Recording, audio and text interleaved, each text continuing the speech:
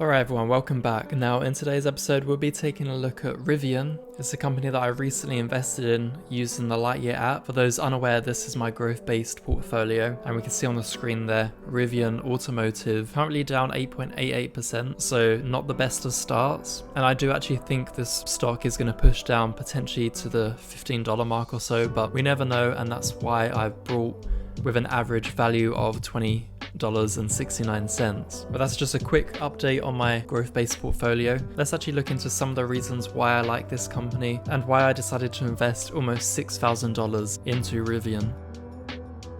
Now for those unaware, Rivian is an EV-based company. Since 2022, they have unfortunately lost almost 60% of their value. We can see that on the screen here. So back in February 2022, around $66, even higher at some points. It now trades with a current value of $18.83. Now in terms of the negative news out there, there's been a recall of more than 12,000 vehicles back in October 2022. The concern was that the vehicle was insufficiently torqued, and that could have led to things such as wheel tint, loose and vibrating tires, and steering control loss. Now, of course, for any company out there that is sensible and has experienced potentially life-threatening scenarios, you absolutely have to recall these vehicles. But it's definitely going to put a dent into the stock price. When we focus on growth-based companies, you might be trading with a short time frame, in which case you may want to stay away from Rivian, but the stock price can turn around, and sometimes this negative news, if it doesn't impact the long-term approach of the company, we can see a reversal in the stock price going forwards. Now, given Rivian is a publicly trading company, they have, at the time of recording, 908 million total outstanding shares, but we can see that the majority of Rivian stock is owned by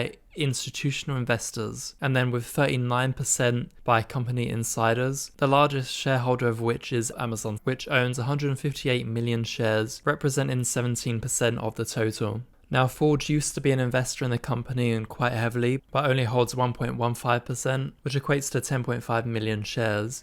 But we can see that Ford reported a 7.3 billion write-down, which is a way to reduce any taxation on the company balance sheets. And so effectively taking a loss there from their initial investment. Ford has gone through this process where the stock has lost almost 70% in value. Apparently this is not the first time Ford has taken such an approach. They sell out of their position to recuperate some of the losses. There's been a couple of transactions, 5.4 billion for Rivian and then 15 million shares, which brought their stake down to the 10% mark. Now, big players, if they want to enter or exit, that's up to them. We still have the likes of Amazon, which is the biggest shareholder, owning over $5 billion worth of Rivian shares. This was back on the 9th of November, and there's been no news of Amazon selling out since. Amazon has also entered a deal with Rivian back in 2019 to produce 100,000 electric delivery vehicles expected to be deployed in 2024. Now, if we're looking on the likes of Lightyear, we have different analyst ratings. A total of 22 analysts, 64% recommend a buy, 20% hold, and then 9% recommend a sell. But we can see with an average price target representing over 100% of the current value, there is room for this stock to grow, but it wouldn't surprise me if there's some pullback in the current price from $18 down to a $15, $16. In terms of the performance, EV companies are difficult to make a profit in 2021, quite a substantial loss there. This is the risk you have with growth-based stocks in general, but especially the EV market. What we have to try to work out is,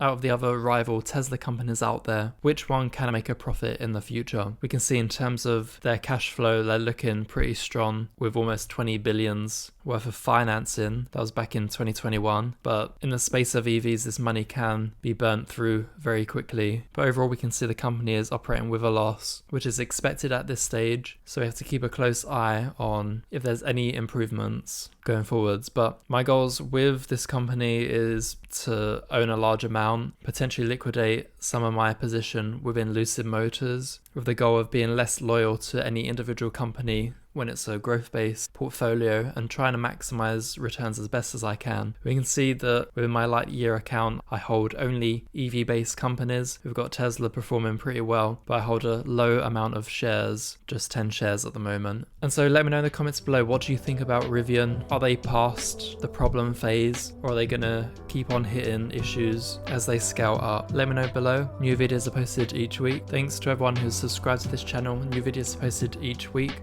Thanks again, and with that said, I'll catch you in the next one.